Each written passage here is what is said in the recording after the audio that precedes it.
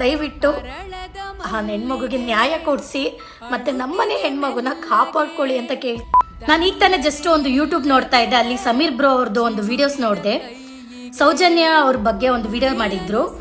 ಅದು ನೋಡಿ ನಾನು ಒಂದು ಕ್ಷಣಕ್ಕೆ ನನಗೆ ಮೈಯೆಲ್ಲ ಗೂಸ್ ಬಂಪ್ಸ್ ಬಂದಂಗಾಯ್ತು, ಮತ್ತೆ ಒಂದು ಕ್ಷಣಕ್ಕೆ ಅಳು ಬಂದಂಗೆ ಸ್ಟಾರ್ಟ್ ಆಯ್ತು ನನಗೆ. ನಮ್ಮ ಮನೆ ಹೆಣ್ಣು ಮಕ್ಕಳು ಕೂಡ ಸೇಫ್ ಆಗ್ತಾರೆ. ದಯವಿಟ್ಟು ಯಾರು ಕೂಡ ಸುಮ್ಮನೆ ಕುತ್ಕೋಬೇಡಿ.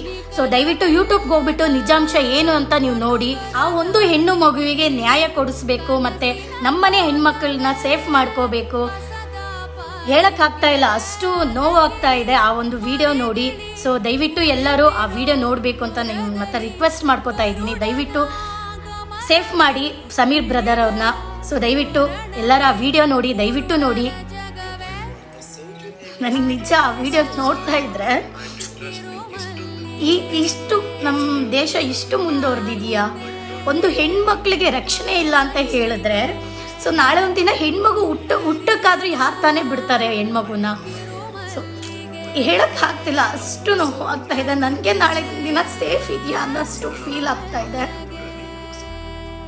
ಆ ವಿಡಿಯೋ ನೋಡಿದಾಗೆಲ್ಲ ನನಗೆ ಆಗ್ತಾ ಇಲ್ಲ. ದಯವಿಟ್ಟು ಎಲ್ಲರ ಹತ್ರ ಕೇಳ್ಕೊಳ್ಳೋದು ಒಂದೇ, ದಯವಿಟ್ಟು ಆ ಹೆಣ್ಮಗುಗೆ ನ್ಯಾಯ ಕೊಡಿಸಿ ಮತ್ತೆ ನಮ್ಮನೆ ಹೆಣ್ಮಗುನ ಕಾಪಾಡ್ಕೊಳ್ಳಿ ಅಂತ ಕೇಳ್ತಾ ಇದ್ದೀನಿ.